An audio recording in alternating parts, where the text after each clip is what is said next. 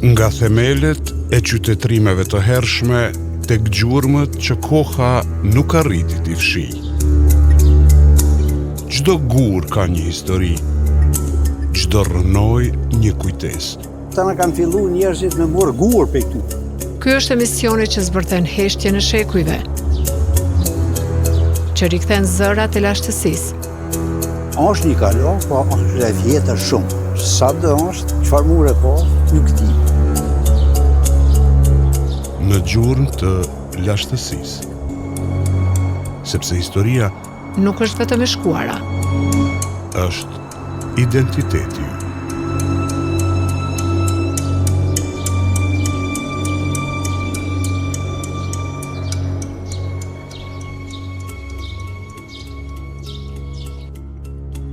Ka shumë vende ku historia lexohet në libra, dhe ka shumë vende të tjera ku historia dëgjohet në këmbë. E tillë është zona e Kabashit mbi fshatin Korish të Prizrenit, një kodër e heshtur që sfidon kohën. Në shtresat e dheut dhe gurëve të saj, ruhen gjurmë qytetrimesh që kanë jetuar, janë zhdukur e janë rikthyer përsëri. Kalaja e Korishës nuk është vetëm një rrënoj mbi një kodër, është një dëshmi e gjallë e mbijetesës. Bekir Kabashi, i rritur në këtë zonë, kujton kohën kur si fëmijë shkonte me bakti në kodër. Atëherë shiheshin vetëm gurë të shpërndar. Askush nuk e dinte saktësisht çfarë fshihej nën tokë. Kur dushim këtu bëj ushtim. Se si fëmijë na dushim në lojnë aty që janë Ka ardha ajo ushtim. i tokës. Se kur heqëm, ke bëshën të na në komë, në dombësh. Edhe ushtaj ke si të mos që ty në atë pjesën. Pse vënë që ka tregu që ka pas një objekt aty. Po, ka pasur. Fëmijët luanin mbi rrënoja, pa e ditur se nën këmbët e tyre ndodheshin mure shekullore. Pas shumë vitësh, hapët rruga malore dhe kështu dalin në dritë strukturat e para të kalas. Për një kohë, gurët ishin marrë për ndërtim nga banorët, derisa ndërgjegjësimi dhe ndërhyrja e studiuesve kishte ndalur dëmtimin e mëtejmë. Kanë thonë që ty jo është një bunore, jo është një mure, jo diçka, po se ditë që marra. Se keni ditë, po i keni ditë ato si keni pa. Diçka, po nuk kemi pas vëllu në to, vonë kemi fillu mu morë me këta. Më vonë është parë që në këtë zonë nuk ka pasur thjesht mure, por argumente historike. Janë dëshmi materiale të organizimit shoqëror, ekonomik dhe kulturor në këtë territor shumë kohë përpara formimit të shteteve moderne. Kalaja e Korishës ishte rindërtuar si pjesë e sistemit mbrojtës të Dardanis, në një kohë kur rajoni përballej me kërcënime të vazhdueshme. E lidhur me rindërtimet mbrojtëse të periudhës së perandorit Justinian në shekullin e 6, kjo kala përfaqëson vetëm një kapitull të një historie shumë të thellë. Profesor Pleorat Kabashi, arkeolog i cili po punon në kërkimet arkeologjike në Kabash, thotë se zona paraqet një nga hapësirat më të rëndësishme arkeologjike në Kosovë. Gërmimet e para janë realizuar që në fund të viteve 60, por kërkimet sistematike kanë nisur që nga viti 2016 dhe vazhdojnë edhe sot. Në kalon e Korishës ka pas gërmime arkeologjike të her pas hershme, në kohën e Jugosllavisë fund viteve 60, pastaj edhe me një marrëveshje të përbashkët me Institutin Arkeologjik të Tiranës dhe me Institutin Arkeologjik të Kosovës, ka pas një gërmim të shkurtër prej vitit 2003 dhe vitin 2007, të cilat kanë pas kryesisht karakterën sondazhe, ndërsa gërmimet sistematike kanë filluar në vitin 2016, gërmimet to janë udhëhequr nga Instituti Arkeologjik i Kosovës dhe që nga ajo kohë, herë me intensitet më të lartë, herë me intensitet më të ulët, gërmimet kanë vazhduar pa ndërprerje. Kemi pas një sfidë jashtëzakonshme gjatë kohës së pandemisë, ku kryesisht kemi punuar me formë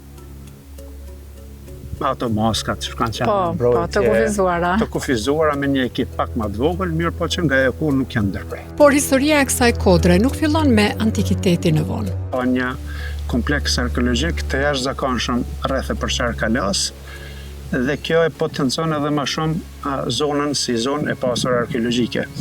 Në këtë kodrëm këtu sipër që po e shohim, gjendet një lokalitet arkeologjik i periudhës së bronzit, realisht të 3 periudhat e bronzit, edhe bronzi hershëm, edhe bronzi mesëm, edhe bronzi vonë janë identifikuar, dhe pastaj gjatë kohës e hekurit, popullata është vendosur në vendin ku po qëndrojmë. Diku duhet të jetë themelore sipas informacioneve të drejtanishme, diku rreth shekullit 6-5 përpara Erëson.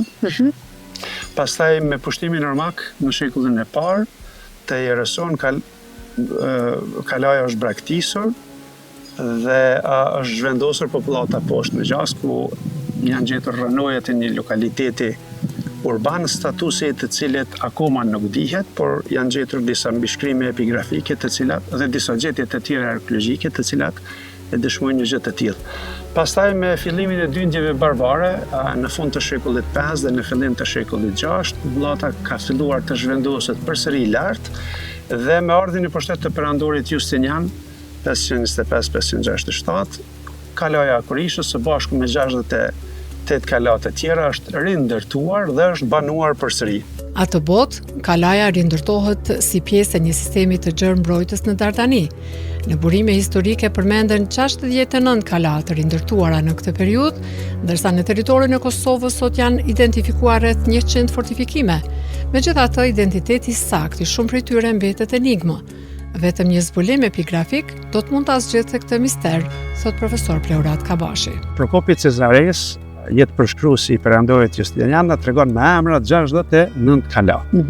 Dhe edhe pse këto kala nuk gjenden vetëm në Kosovë, sa i numëron kalat e Dardanis, megjithatë në Kosovë janë identifikuar paraprësisht rreth 100 kala. Që do të thotë se Justiniani nuk i ka rindërtuar të gjitha, por vetëm ato që kanë qëndruar në pika më strategjike sipas të gjitha gjasave. Por për studiuesit vazhdon të jetë problem dhe enigmë se si është zhvilluar jeta në kala, kur janë ndërtuar saktësisht ato, kur ka përfunduar jeta në to, sepse asnjëherë nuk janë bërë studime të detajuara në kalat e Kosovës.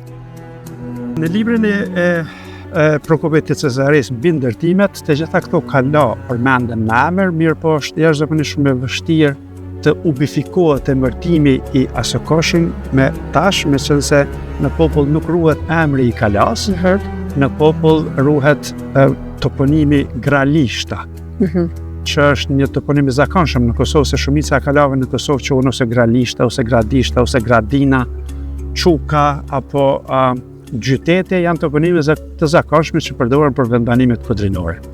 Mirë po për ta ubifikuar, vendbanimin duhet pasur shumë fat, e fati më e madh është nëse ne e gjejmë një monument epigrafik ku shënohet emri i vendbanimit. Gërmimet e viteve të fundit kanë zbuluar një kompleks të pasur arkeologjik. Në veritë e kalas e Kurishës janë identifikuar galeri minerare që dëshmojnë për një ekonomi të mbështetur në shfrytëzimin e burimeve nëntoksore. Fusha e gjerë, e ujitur nga dy lumen, ka krijuar kushte për bujqësi, ndërsa malet e sharrit kanë ofruar kullosa dhe hapësira për gjueti, vlerëson profesor Kabashi, nga të dhënat studimore që kanë siguruar deri tani. Sipas zgjedhjeve të drejtanishme, ne shohim që këtu kemi pas një jetë mjaft intenzive, si pasojë e burimeve të shumta jetësore. Në anën veriore të kalas gjendet një numër i madh i galerive minerare, të cilat kanë siguru bazën kryesore me gjas të ekonomisë së vendbanimit, pastaj fusha shumë e gjerë e ujitur nga dy lumej të pasur me shumë ujë, kanë mundësuar zhvillimin e bujqësisë, ndërsa malet e sharrit kanë ofruar kullosa të shumta për blegturin, po dhe gjyetin për kafshët e egra. Ata ka pasur interesim për jetë këto?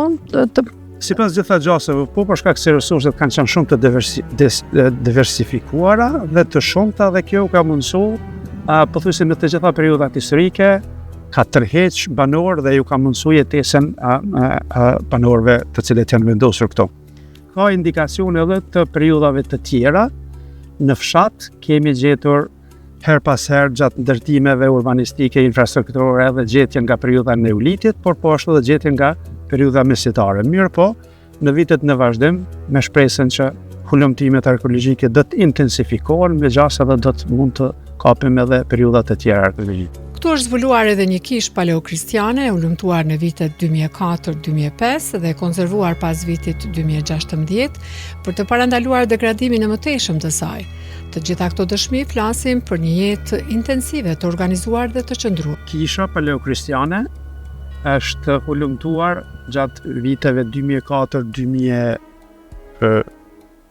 nëse nuk ka bëjnë, nga arkeologu i Institutit Arkeologjik të Tiranës, profesor Gzim Hoxha, i cili edhe ka botuar pastaj në disa revista të ndryshme rezultatet e kësaj kishe.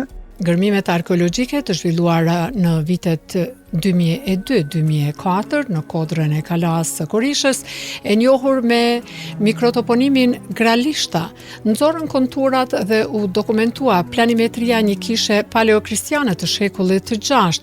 Kisha në fjalë gjendet brenda arealit të brendshëm të fortesës dhe ka një apsid të orientuar drejt lindjes, po në këtë pjesë u evidentuan gjurmë të sinkronit të konstruktuar në formë të shkallëzuar e në traj trapezi. Në kuadër të hapësirës së altarit u evidentuan edhe pjesë të kanqelës.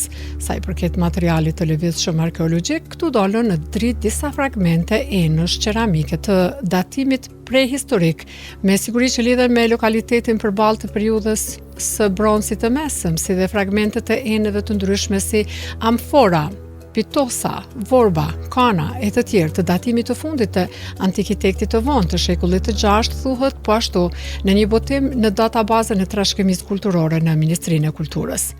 Por nga 2004 e deri në 2016, kjo kishë e zbuluar në kalan e Korishës është lënë e pambrojtur. Me të filluar punën vitin 2016, punën e parë që kemi bërë ka qenë konzervimi i kishës.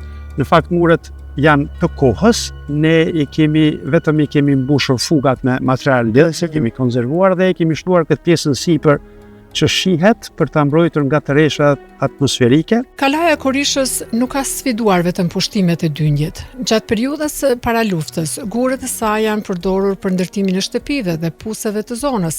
Pas luftës, gërmimet ilegale kanë lënë plagë të tjera. Sot rreziku më i madh mbetet mungesa e mirëmbajtjes dhe mungesa e kuadrit profesional, thot profesor Pleurat Kabashi. Dëmtimi ka qenë i vazhdueshëm, dëmi më i madh në kala është shkaktuar gjatë periudhës para luftës, kur shteti atëhershëm i Jugosllavisë nuk ka pas në interes të jashtëzakonshëm për këtë vendbanime dhe zakonisht fshatarët kur kanë pas nevojë për gurë për me marrë themele shtëpia apo puse për ujë. Ne kanë marrë tek papa. Ora dhe është dëmtuar mjaftueshëm.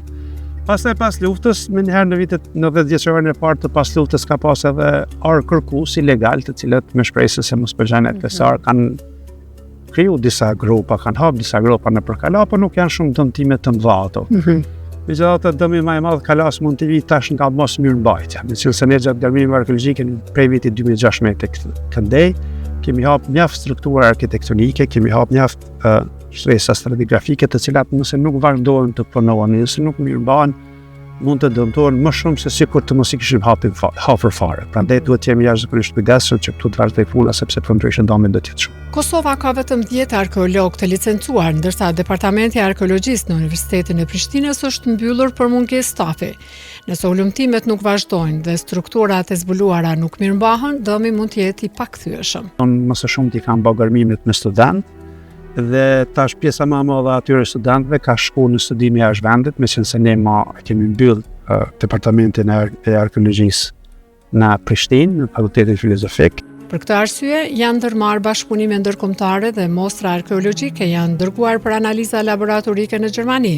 Rezultatet pritet të sjellin të dhëna të reja për jetën e përditshme, për ekonominë dhe kronologjinë e saktë të vendbanimit, e deri tani janë gjetur mbi 3000 fragmente arkeologjike në këtë zonë. Gjatë gërmimeve arkeologjike, të cilat ne i kemi realizuar në lokalitetin arkeologjik të Bronzit, në kala këtu dhe poshtë në fshat, në lokalitetin normal, kanë dalë në pa disa gjetje të rëndësishme arkeologjike.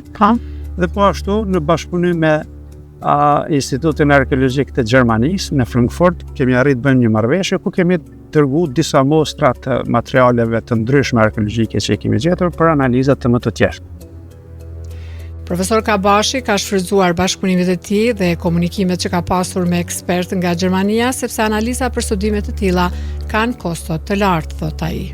Është punë kostoshme. Unë në këtë rast kam shfrytzuar njohjet e mia personale, miqësitë e mia, të cilat i kam zhvilluar gjatë zhvillimit të karrierës sime dhe pastaj përmes atyre miqësive kam arrit me kriju një lloj marrëveshje, e cila nuk është bë pastaj vetëm për kalan e Korishës, është bë një marrëveshje që ka nënshkruar Instituti Arkeologjik i Kosovës me Institutin Arkeologjik të Gjermanisë me selinë në Frankfurt dhe do përfitojnë shumë lokalitete në Kosovë. Faza e parë e realizimit të këtij projekti ka filluar vitin e kaluar, ku janë ndërmarrë disa inqizime ajrore me sistemin lidar, që ne e quajmë ashtu, dhe janë bërë në Korish, në kalan e Korishës, në kalan e Marecit, në Prishtinë, në disa lokalitete të tjera, të cilat tash s'po mbin ndërmend, por që po mendoj kjo marrëveshje do të vazhdojë disa vite me radhë dhe shpresojmë tash që ne do të kemi investime edhe nga ana jonë, sikurse edhe nga ana e Institutet të Gjermanisë. Sot, ai që dikur luante mbi gur, ndihmon arkeologët, sepse kjo kodër nuk është më vetëm vend kujtimesh, është identitet. Bekir Kabashi. Po, tu unë jem konë rrethuja, jo bashkë për fillimit që konë i zanë, po dikur tu jem konë me studenta, me profesora, me krejtë, shka më ka... Çfarë dasht? Shka është lype me... Jem unu me ndihmu, asë sa kom mujtë. Kalaja e Korishës ka mbijetuar dyndje, pushtime, e sheku i harrese, ajo ka qëndruar kur perandorët kanë rënë, megjithatë një paradoks mbetet i dukshëm. Edhe pse Kosova konsiderohet ndër vendet me numrin më të madh të kalave në rajon, shumë prej tyre nuk janë studiuar në mënyrë të detajuar.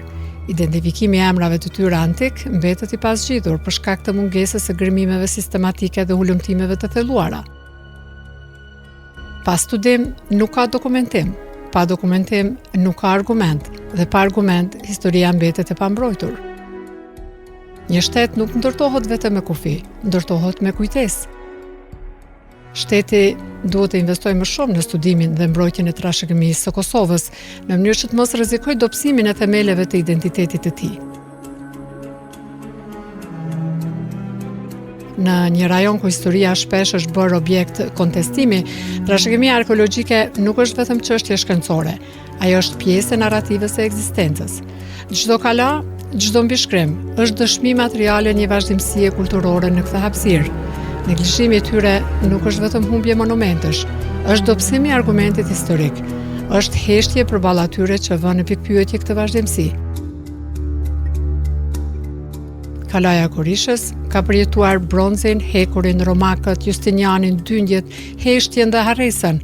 Ka përjetuar edhe kurreshtjen e një fëmije që dëgjonte tokën të ushtonte nën këmbët e tij. Sot ajo qëndron mes shkencës dhe kujtesës, mes rrezikut dhe shpresës, sepse trashëgimia nuk është vetëm ajo që zbulojmë, por ajo që zgjedhim të ruajmë.